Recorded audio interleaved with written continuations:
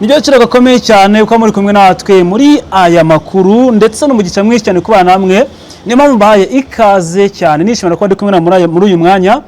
Nitwa Ajabu Marashingiye kubwira amakuru agezweho muri Middle East. Hari amakuru ari kuvuga yuko Iran yamaze gusaba leta zunze ubumwe za Amerika guhagarika intambara, hanyuma Iran nayo igafungura muri Hormuz byihuse cyane. Tugiye kureba muri rusange ibijyanye n'iyi nkuru y'uburyo ki Iran yiteguye gufunga Hormuz, ariko ikaba yafungura Hormuz mu gihe Amerika yaba yahagaritse intambara burundu kuri Iran. Tureba igisabwa ndetse icyo impande zose zaba zakora kugira ngo umura ufungurwe, ndetse n'icyakorwa kugira ngo Iran koko ifungure Hormuz nk'uko byatangajwe muri rusange. Ubu tuvugana rero ikinyamakuru cyitwa BBC Gahuza cyandika mu Kinyarwanda ndetse n'Icyongereza n'izindi zitandukanye. Hari umutwe cyahaye inkuru ugira uti Iran yasabye Amerika guhagarika intambara burundu, hanyuma Iran nayo igafungura umuyoboro wa Hormuz. Biri kuvugwa ko Iran yamaze gutanga ubusabe kuri Amerika. Iran yiteguye gufungura umuyoboro wa Hormuz byanze bikunze. Mbere ko tujya mu kintu cyacu neza, reka nkubwire yuko uyu munsi Minisitiri w'ububanyi n'amahanga wa Iran Abbas Araghchi yageze mu Burusiya gushaka ubufasha bw'intambara. Agomba kubona na Perezida w'Uburusiya Vladimir Putin kugira ngo amuhe izindi misile zifashishwa ku rugamba ndetse n'ibindi bitandukanye bimfasha guhangana na Amerika. Turabihuza neza mu kiganiro cyacu kugira ngo turebe igisabwa kugira ngo Hormuz ufungurwe ndetse n'ibintambara ko igiye kurangira bya burundu. Uko bihagaze rero nuko nguko none Iran yamaze kwandikira Amerika yisaba yuko mu gihe cyose Amerika izaba yahagaritse intambara burundu ndetse na Iran izahita ifungura Hormuz byako kanya. Ibinyamakuru cyitwa Axios cyo muri Amerika cyatangaje ko Iran yasabye icyifuzo gishya kuri Amerika cyuko Amerika yahagarika intambara burundu kandi byako kanya, hanyuma Iran igahita ifungura Hormuz ako kanya nayo bitananiranye. Bivuze ngo ako kanya n'iryo segonda igihe cyose Amerika yatangaza ngo intambara irarangiye burundu, Iran nayo yahita itangaza ko ifunguye Hormuz byako kanya. Ibingibi ni mu gihe Trump yakomeje gusaba cyangwa se yakomeje gutangaza ko hari icyifuzo cyuko Iran yahagarika gukoresha ingufu za nucleaire, hanyuma mu biganiro byayo, hanyuma Iran yahagarika nucleaire, Trump nawe agahagarika intambara kuri Iran. Bivuze ngo kugira ngo intambara ihagarikwe burundu nuko Iran yahagarika nucleaire.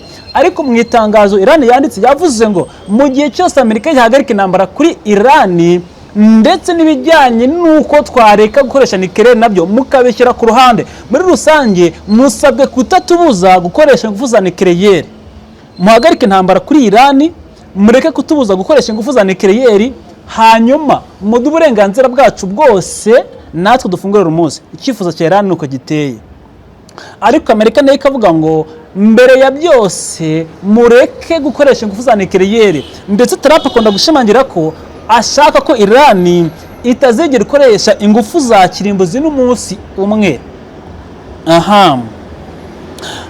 Ikintu gihari nuko muri rusange hari impaka ziri kuba hagati y'impande zose ari Iran ndetse na Amerika. Bivuze ngo mu gihe cyose Iran itazemererwa gukoresha nucleaire ntizabihakana.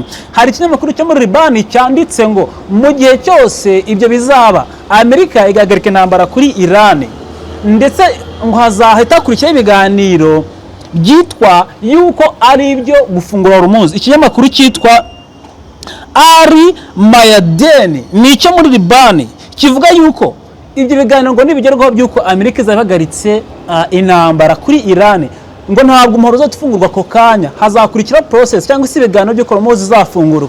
Ariko Iran yo yiyemerera ko Iran Amerika yahagaritse intambara uwo munsi nayo yahita ifungura intambara, yahita ihagarika ibyo kuba yagenzura Hormuz ndetse igafungurwa peteroli ingana na 20% nk'ibisanzwe ica muri Hormuz izenguruka ku isi ikaba yagenda.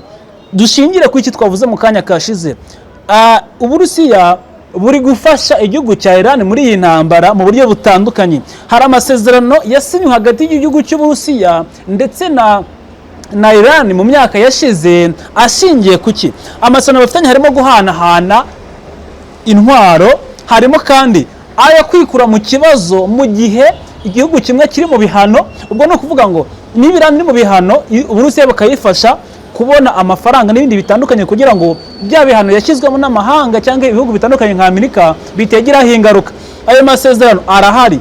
Hari kandi amasezerano y'uko bigomba guhanahana abasirikare. Uburusiya butanga amahugurwa cyangwa se imyitozo ya gisirikare ku basirikare ba Iran. Ibyo bisanzwe bibaho muri raporo zitandukanye. Hari nka raporo ya The Jerusalem Post n'indi zitandukanye naho mbona zivuga ko Uburusiya bwakunze kohereza intambara, bwakunze gutanga umusada muri iyi ntambara, bugatanga drone, bugatanga indege, bugatanga amato, ubwirinzi bufasha Iran muri iyi ntambara. Ibyo ngibyo ariko raporo za Amerika harimo nka The Washington Post yavuze ko igihe icyo Amerika yabazaga Uburusiya kuki biri gufasha Iran, Uburusiya bwarehakanye bati ntabwo dufasha Iran. Ibyo ndabihuza n'iyi ngingo yuko Iran ishobora kuba yahagarika intambara, nkabihuza nuko bikigoye cyane kubera yuko niba Minisitiri w'Ububanyi n'Amahanga ari gusaba indi nkunga arimo asaba niki, yamaze gusaba yuko akeneye air defense, akeneye ubwirinzi bw'ikirere kuri Amerika, ku Burusiya. Ikindi agomba kubuhabwa. Ibyo ni ibintu ni icyifuzo yamaze guhereza igihugu cy'Uburusiya. Yasabye ubwirinzi, yasabye indege z'intambara. Ikindi hari abasirikare benshi bagomba kuza gutanga imyitozo mu gihugu cya Iran ku basirikare baho. Hari kandi ibindi bigomba kuva muri Iran mu Burusiya, harimo nka za satellite zigomba gufasha Iran mu buryo bwo kurwana. Hari kandi izindi ndege zikabuhariwe mu rugamba zigomba kuva mu Burusiya zikaza muri Iran nk'uko byatangajwe n'abakuru bitandukanye bijyandanye n'icyifuzo cy'uko Iran yahaye Uburusiya. Hanyuma izo ndege zizazanwa n'abahanga baje kwigisha abapilote bo muri Iran gukoresha izo ndege no kuzirwanisha izo ndege. Noneho ibyo ngibyo bitume Iran iba iri gufata ifite backup cyangwa se ifite umufatanyabikorwa wayo n'umurwanyi wayo bugufi utagaragarira amaso ya buri wese witwa Uburusiya. Ibyo bishatse kuvuga iki? Bishatse kuvuga ko intambara iri gukomera. Kino kivuze cyuko Iran igiye gufungura Hormuz gisa naho kigoye, gusa yavuze ngo nimwemera guhagarika intambara tuzabikora. Ku ruhande rwa Amerika iravuga ngo muhagarike gukoresha ingufu za nucleaire. Ntabwo Iran yemera ko yahagarika gukoresha ingufu za nucleaire kubera ko Iran ivuga ko ikintu yakora gikomeye ni uguhagarika gukoresha ingufu za nucleaire imyaka 5 gusa. Ariko Amerika yayisabye gukoresha ingufu za nucleaire, guhagarika kuzikoresha nibura igihe cy'imyaka 20. Iran yasabye 5, ariko Amerika ngo nimureke nibura imyaka 5 mudakoresha ingufu za nucleaire. Ibyo rero bigaragaza ko bino bintu harimo ukutumvikana hagati y'impande zombi. Niba Iran isaba ngo turareka imyaka 5, Amerika ngo mureke 20, biragoye. Ikindi rero nikavuga ngo twebwe ingufu za nucleaire dukoresha ntabwo ari izi ntwaro kirimbuzi nk'uko mbidushinja. Ingufu za nucleaire dukoresha ni izijyanye n'iterambere ry'ibikorwa byacu dukora muri Iran ndetse bikadufashikaho bya buri munsi. Icyo ngicyo kikerekana ko kumvikana hagati yaba Iran na Amerika bizafata urugendo kandi bishobora kuzagorana. Ikindi bijyanye n'ahanganiki no kuvuga ngo biragoye cyane ko Iran izigerageza gukoresha ingufu za nucleaire, kuko no mu itangazo yashyize hano tumaze kugarukaho yavuze ngo nimuhagarika intambara, mwamara kuyihagarika mukanashyira ibyo gukoresha nucleaire ku ruhande, no ngo nimusabwe kutubuza gukoresha ingufu za nucleaire. Nimumara kutabitubuza nibwo natwe tuzafungura Hormuz. Bivuze ngo Hormuz izafungurwa hakorwa ibintu bibiri. Amerika izabanza hagarika intambara, nirangiza iha uburenganzira bwo gukoresha nucleaire Iran. Mu gihe cyose Iran izaba ibyo bintu byose ziko nta muntu uri kuyirasaho, izi ikoresha ingufu za nucleaire 100%, aho ngo ni intambara izarangira nk'uko Iran yabigarutseho. Icyo rero kiragoye cyane kuko Amerika ntabwo ishaka n'umunsi umwe yuko Iran ikoresha ingufu za nucleaire. Yisabye imyaka 20, ariko Trump avuga ko adashaka ko Iran izigera ikoresha ingufu za nucleaire ndetse n'intwaro kirimbuzi. Kuva na kera Trump minakunda kuvuga, kuko Trump kuva kera avuga ko adashaka ko Iran izigera ikoresha n'umunsi umwe ingufu za kirimbuzi. Trump kugeza uyu munsi ari ku gitutu cy'amahanga ngo arangize intambara ya Iran. Igitutu kirakomeye cyane ku buryo agufungura umwaro wa Hormuz ariyo ngingo y'ingenzi mu biganiro hirya no hino hagati ya Tehran ndetse na Washington. Ngiyi impamvu kino gitutu Trump ari gushyirwaho, iyi ngingo bari kuyitwaza nk'abanya-Iran kugira ngo intambara ibahagarikweho cyangwa se bareke kuraswaho. Ibinyamakuru byinshi byo muri Iran bisubiramo abategetsi bavuga yuko Iran yasabye Amerika guhagarika intambara burundu. Ubwo busabe burimo kandi yuko guhagarika intambara kuri Liban nabwo bikabaho, bivuze ngo intambara izahagarara muri Liban, ihagarare muri Iran, nta gihugu na kimwe cyemerewe kongera kuraswa. Twibuke ko minsi ishize ubwo Iran bumvikanye agahenge na Amerika, ak'iminsi mikeya katubarijwe bitewe nuko Iran yakomeje kuraswa na Israel. Bivuze ngo rero Iran isaba ko intambara ihagarara haba muri Liban ndetse n'iyo Hezbollah ikaba itarimburwa, kuko intambara impamvu muri Liban yahageze ni ukubera yuko Hezbollah ifasha Iran. Bivuze ngo rero iyo Hezbollah Israel isaba ko yasenywa, kuko Netanyahu minisitiri w'intebe yasabye ko yasabye ko Hezbollah igomba gusenyuka n'imizi yayo, kuko ngo ari ikibazo kibangamiye Israel n'ikibazo kibangamiye akarere kose. Iyo mpamvu rero isa naho igoye ko Hezbollah itarandurwa mu gihe Israel ibona nk'ikibazo. Niba Israel ikibona Hezbollah nk'ikibazo ikaba itaranduwe, iyo ngingo iragoye ko yakumvikanwa ku meza, bikumvikana biragoye cyane. Ikindi bakavuga ko impamvu bigoye ni iki, nuko Amerika ngo yaje muri iyi ntambara itabigambiriye cyangwa se itayiteguye. Mu by'ukuri benshi bavuga ko iyi ni intambara y'abanya-Israel, niko benshi bavuga, kuko ngo ni igihugu cyungukira muri iyi ntambara ni Israel. Benjamin Netanyahu mu buryo bwa politike, mu buryo bwo gushaka kwiyamamaza muri manda itaha, mu kugira ngo yigarure imitima y'abakunzi be cyangwa se b'abanya-Israel, abereka ko yarwanyije umukopetita, umuturanyi we ukomeye cyane bahanganye wa Iran, akamunesha akamutsinda. Abaturage ba Israel bakwiye kongera kumutora indi manda ikurikira. Asaba Amerika kuza kumutera inkunga mu bitugu, noneho akarwana. Bivuze ngo Amerika yo iri muri iyi ntambara itateguye, niko abenshi babihamya. Noneho bivuze ngo rero niba intambara ya Israel kandi ikabikibona Hezbollah itasenywe, kuko Iran isaba ko Hezbollah bareka kwirasaho ndetse intambara muri Liban igahagarara, kandi Israel ikabikibona ko Hezbollah ihari, intambara yahagaze muri Liban, ubwo bivuze ngo intambara ishaka kutarangira, kuko intambara yarangira ubwo ni kurangira rwa Israel mu gihe Hezbollah yasenyutse. Niko Israel ivuga, yasenyutse ikaba itagihari cyangwa se yambuwe intwaro, ubwo ngubwo intambara izahagarara muri Liban. Kandi Iran isaba ko intambara igomba guhagarara haba kuri Iran ndetse no kuri Hezbollah. Biragoye. Ibyo rero bishimangira neza yuko ibyo byifuzo birakomeye, kandi na Trump akunda gusaba Iran yuko igomba guhagarika gukoresha ingufu za nucleaire, hanyuma kino kibazo kikarangira. Buri munsi buri ruhande rukunda kugaragara ruvuga ibi ngibi. Muri iyi minsi ngira ngo twabonye ko Trump yari yamaze gutegura abantu bajya guhagarira ibiganiro Islamabad muri Pakistan, harimo Vice President Jay Davis n'abandi batandukanye muri delegation bajya muri Pakistan. Abo ntibagiyeyo kubera ko Iran yamaze kuvuga ngo ntabwo tugomba kujya mu biganiro kuko mu kiri kuturasa. Bivuze ngo intambara kurangira ko biragoye. Icyo gihe Iran yaravuze ngo kugira ngo twebwe ntabwo tuzagaruka mu biganiro kuko ntabwo byakunda, banze kujya mu biganiro abanya-Iran barabyanga. Kuri uyu munsi nabwo hakomeje kuba ikindi kintu. Trump yavuze ngo ntabwo tugomba guhura n'abanya-Iran, niba bashaka ko tuganira abanya-Iran bazaze baturebeho to barahazi. Ikindi, dufite nimero za telefone zikora neza kandi barazifite, bazaduhamagare kuri telefone baduhamagare tuganire, cyangwa se baze kutureba hano muri wese baturebe ku giciro cyacu tuganire ku ntambara, niba batifuza ko ikibazo cyakomeza kuba cyakwaguka. Bivuze ngo ku mpande zose bari gufunga umutwe. Ikindi, tugaruke hano muri Iran.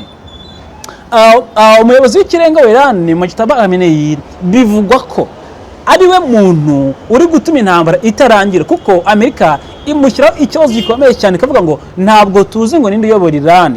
Niyo bagiye kuganira mu biganiro by'amahoro baba bazi neza ko ibyo baganiriye bitaza kubahirizwa. Bivuze ngo kino cyifuzo cyasabwe nabone ubusabe bw'uko Iran yaza gufungura umunsi mu gihe Amerika yabahagaritse intambara kuri Iran biracyagoye, kuko Amerika iravuga ngo ntabwo tuzi ninde uyoboye Iran. Ese ni Mojtaba? Ese ninde? bakavuga ngo uyu muntu yiyoboye uko biri kose ni umuhezanguni afunga umutwe. Niba ibyo twumvikanye tugera hanze bikarangira, niba atumva ibyo dusaba, kandi Amerika iravuga ngo biragoye. Ikindi mu gisirikare cya Amerika cya Iran, IRGC kira gisirikare cya Iran kifite ububasha bukomeye cyane buruta ubw'uyu minisitiri w'ububanyi n'amahanga wa Iran Al-Ghashi ndetse na perezida w'ishinga amategeko wa Iran bakunze kugaragara mu biganiro by'amahoro, bakunze kumvikana, bafite ububasha buki cyane. Ndetse na perezida wa Iran Masoud Pezeshkian nawe nta bubasha afite bukomeye cyane kurusha ubw'igisirikare cyari cya Iran Islamic Revolution Guard Corps. Mu by'ukuri cyo n'igisirikare cya Iran cyari IRGC, umwanzuro cyafashe niwo wanyawo, niwo wubahirizwa, kandi gikunda kuvuga ko batazigera bahagarara kwikorera n'umunsi umwe, kuko bavuga yuko bazakomeza kwirwanaho kugeza igihe cyose bamaze kumva ko batsinze umwanzi. Bashimangira ko rero intambara itarangira mu buryo bwo bwose cyangwa se aka kanya, kuko nta cyaba cyamaze kubaho ako kanya, kuko bonga icyifuzo cyabo ngo ntago barakigeraho. Gusa haracyari kuganira ibintu bitandukanye ku meza, ndetse haracyari byinshi bitandukanye biri kumvikana ku mpande zose. Amerika ivuga yuko itazigera yemera Iran gutunganya intwaro kirimbuzi, ariko niyo mpamvu ngo yagabye ibitero bitandukanye byo gusenya ubutegetsi n'ibikorwa remezo bya Iran ndetse n'ingufu zayo. Icyo gihe Iran ikomeza ko ivuga ko izakomeza kwihimura kugeza ibyo byose bitarangiye. So birakomeye, ntabwo byinshi muri aka kanya. Gusa kino cyifuzo cyasabwe n'impande zombi, turi kuvuga ngo kirasaba, kiragana iki, bigamije iki, birasaba iki, cyangwa se byagenda bite. Muri rusange ni ibintu biri kuganirwaho ku meza, ariko bitarizerwa ko byaba impamo. Gusa birashoboka. Ngerageje gukora kino kiganiro nkumvise buri ruhande icyo rusaba n'icyo rwifuza. Mu by'ukuri Iran isaba ko intambara ihagarikwa muri Iran, ndetse bakanemererwa gukomeza gutunganya ingufu za nucleaire, kandi Amerika icyo nicyo idashaka. Amerika ntishaka ko Iran itunganya ingufu za nucleaire, kandi Iran nibyo iri gusaba ahubwo yuko ibyemererwa. Mu by'ukuri Amerika yahagarika intambara, nirangiza kuyihagarika iyo uburenganzira bwo gukoresha ingufu za nucleaire, kandi Amerika ntibishaka. Bivuze rero ngo biracyagoye hagati y'impande zose. Biracyagoye, kandi Amerika nivuga ko ishaka kuzahindura ubutegetsi bwa Iran bukareka kuba ubw'idini, cyangwa se ko ubutegetsi bwa Islam bugendeye ku idini bukaba ubutegetsi busanzwe bwa Repubulika, cyangwa se bugendeye kuri cyami, ariko butoro bw'abaheza ngo ni nkuko abanyamerika bakunda kubyita. Muri rusange bisa n'ibikigoye ko Hormuz yafungurwa, bisa n'ibikigoye ko intambara yarangira. Gusa cyo cyifuzo cya Amerika, ntabwo Amerika iratangaza icyo ivuga. Ubuyobozi bwa Amerika nta kintu buratangaza. Ikindi na Iran ntabwo barerekana statement iri official yerekana ubusabe bwabo mu nyandiko bugaragara neza. Gusa bavuga ko bamaze kohereza inyandiko muri US, muri Amerika. Ntabwo ubutegetsi bwa Trump buragira butangaza kuri inyandiko. Gusa ko bikurikirana gahoro turaza kuyigarukaho turebe icyo Amerika yatangaje, niba ari nabyo wasanga turi nabyo, wenda reba ibinyamakuru biri kwandika kugira ngo bihitinge, byose birashoboka. Gusa uko biri kose turaza kureba igikurikira muri aka kanya turi kuvugana. Gusa njye nitwa Ajabu Marashi, mwakoze kwa nanjye muri aya makuru. Ufite igitekerezo, nyunganizi cyangwa se ikibazo, watwandikira muri comment hano hasi. Nagusaba kandi ngo niba utarakora kuri like ukandeho kugira ngo ibintu bigende neza. Ushobora gusharinga ibiganiro byacu wabikunze rwose, ni byiza kandi n'umugisha turabikunda cyane. Reka mbashimire mwebwe mwese, muri inshuti nziza, muri abakamazi, muri inshuti z'akamazi rwose, muri ingirakamaro kuri twebwe. Turabikunda cyane aho tubona mureba mukabidushyigikira muga comment, turabikunda cyane. Niyo mpamvu mbwita ngo muri abagaciro kuri twebwe, muri abomoro cyane kuri twebwe, turabakunda cyane, ni by'agaciro. Hanyuma rero Imana ibarinde, ibiganiro byacu birakomeza, mbabwire ngo muhaye muronke aho muri hose. God bless. Imboni TV, imboni ya rubanda.